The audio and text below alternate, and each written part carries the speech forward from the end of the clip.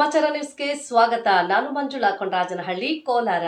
ಆಶಾ ಕಿರಣ ಅಂಧ ಮಕ್ಕಳಿಗೆ ಹಣ್ಣು ಹಂಪಲು ವಿತರಿಸುವ ಮೂಲಕ ಕಾಂಗ್ರೆಸ್ ಮುಖಂಡ ಪುಟ್ಟು ಆಂಜಿನಪ್ಪ ಹುಟ್ಟುಹಬ್ಬವನ್ನು ಆಚರಿಸಿದ ಅಭಿಮಾನಿಗಳು.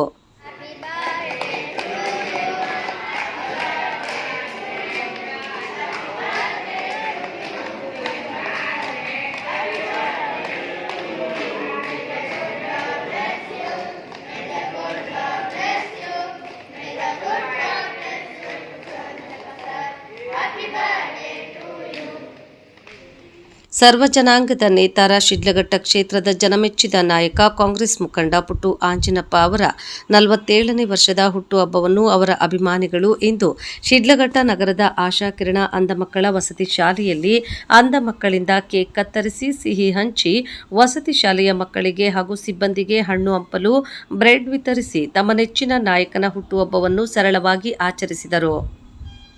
ಈ ಸಂದರ್ಭದಲ್ಲಿ ಮಾತನಾಡಿದ ಕಾಂಗ್ರೆಸ್ ಮುಖಂಡ ರಾಜ್ಕುಮಾರ್ ಅವರು, ನಮ್ಮ ನೆಚ್ಚಿನ ನಾಯಕರಾದ ಪುಟ್ಟು ಆಂಜಿನಪ್ಪ ಅವರ ಹುಟ್ಟುಹಬ್ಬವನ್ನು ಆಶಾ ಕಿರಣ ಅಂಧ ಮಕ್ಕಳ ವಸತಿ ಶಾಲೆಯಲ್ಲಿ ಆಚರಣೆ ಮಾಡುತ್ತಿರುವುದರಿಂದ ಬಹಳಷ್ಟು ಸಂತೋಷವಾಗುತ್ತಿದೆ. ನಮ್ಮ ನೆಚ್ಚಿನ ನಾಯಕ ಪುಟ್ಟು ಆಂಜಿನಪ್ಪ ಅವರಿಗೆ ದೇವರ ಕೃಪೆಯಿಂದ ಉತ್ತಮ ಆಯುರಾರೋಗ್ಯ ಲಭಿಸಿ ಮುಂದಿನ ದಿನಗಳಲ್ಲಿ ರಾಜಕೀಯದಲ್ಲಿ ಉನ್ನತ ಹುದ್ದೆಗಳು ಲಭಿಸಲಿ ಎಂದು ಶುಭ ಹಾರೈಸಿದರು.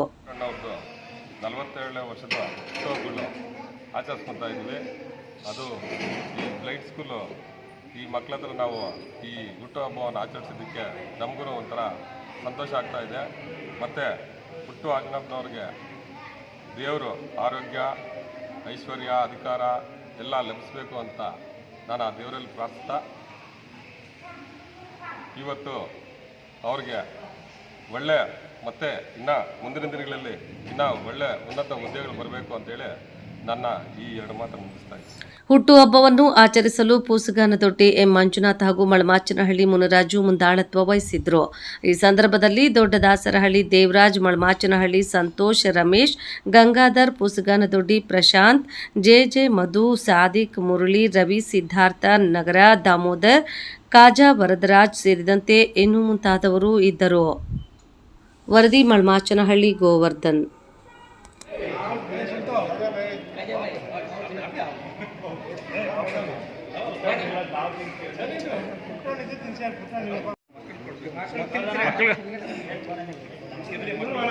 ಮಕ್ಕಳು